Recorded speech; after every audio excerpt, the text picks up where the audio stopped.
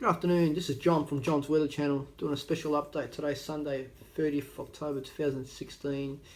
Generally we're looking at where things are at the moment and what we expect as we move into November, especially the first couple of weeks of November.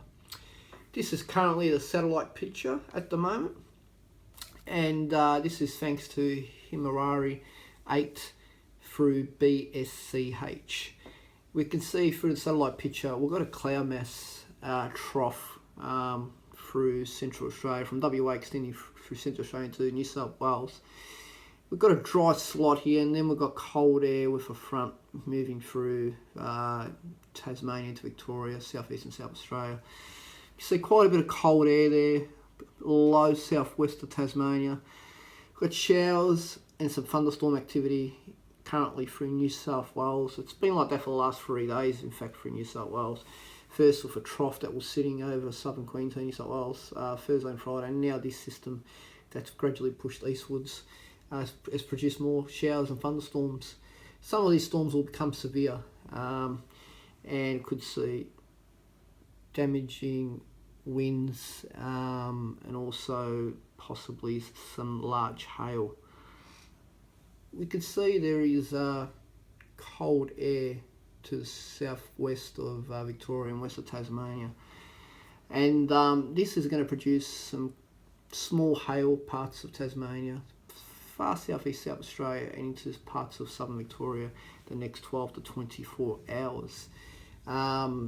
So we're going to see some snow down to about 1100 metres in Victoria and down to 500 to 600 metres in Tasmania.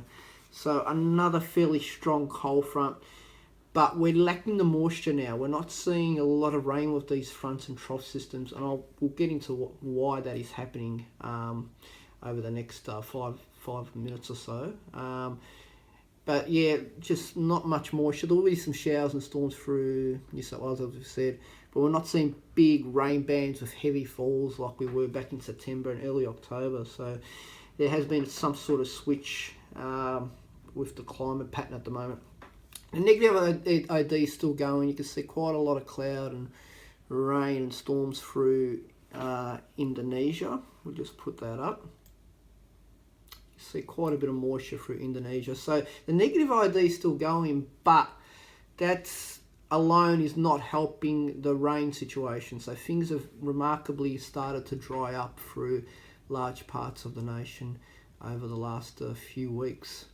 You could see this is now the current global pattern sea surface temperatures anomalies. This is thanks to weather zone, and you can see at the moment we've got a La Nina trying to develop, although it still hasn't reached La Nina criteria, but it is trying its best to try and develop. So it's cool neutral at the moment through the Pacific. Then we'll go closer in and look at Australia at the moment.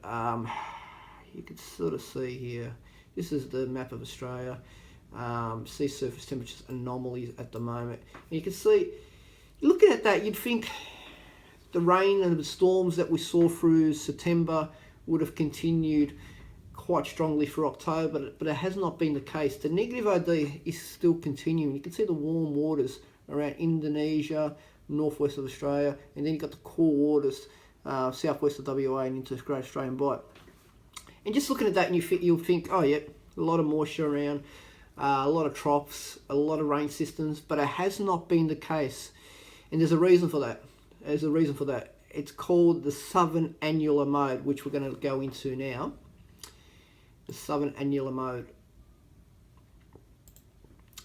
This is a picture describing some of the climate factors that affect Australia. Generally the 12 months of the year, and you can see, we've got troughs, and we've got the Indian Ocean dipole, which is the IOD, northwest of Australia. We've got El Nino and La Nina to the northeast, cyclones, trade winds, upper level troughs.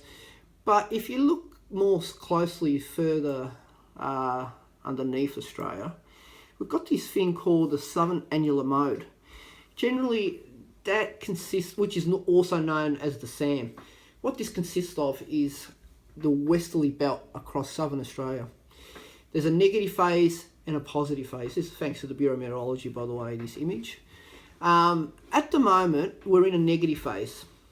And a negative phase, this is where it gets a bit tricky and a bit hard to understand sometimes. So just bear with us. A negative phase in winter means westerly winds. In negative phase in general means westerly winds push up further north. So fronts are stronger. You get more stronger westerly wind patterns. Highs tend to go further north. And you get more lack of easterlies coming through northern Australia, not as strong. Normally, we expect that to happen in winter.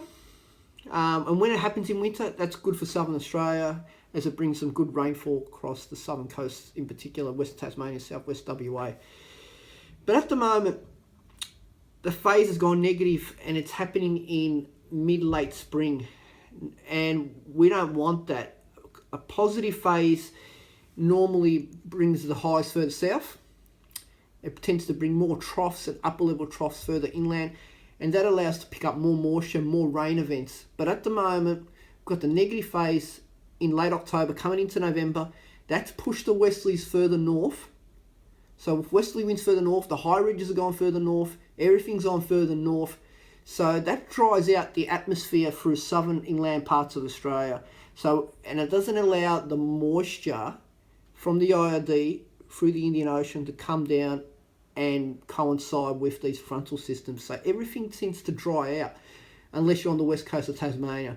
Everything on the southern inland, it's just dried out the last 3 to 4 months because of this westerly belt. This southern annular mode has pushed up further north.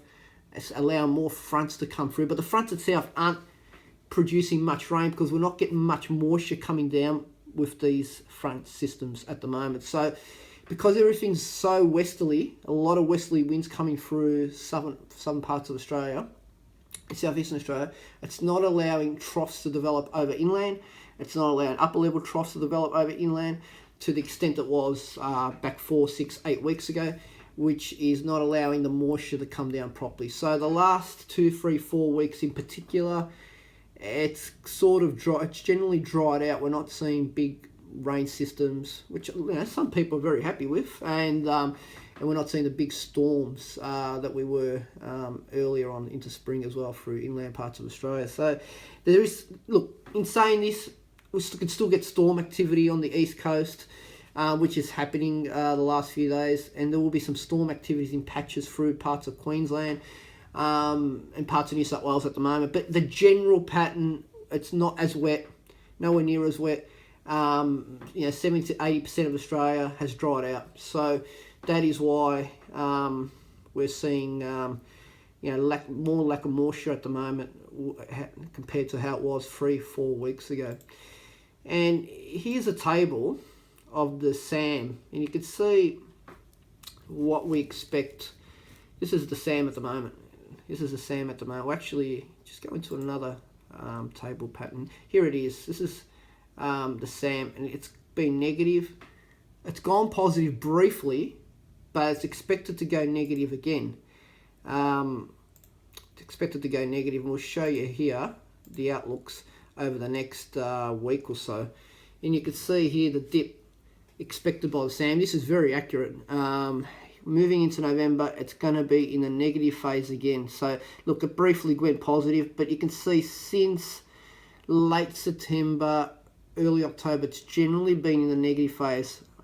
And it was a few days that went positive, but it's generally going to go back into the negative phase again. So since late September, 90% of the time we're spending its time in the negative phase.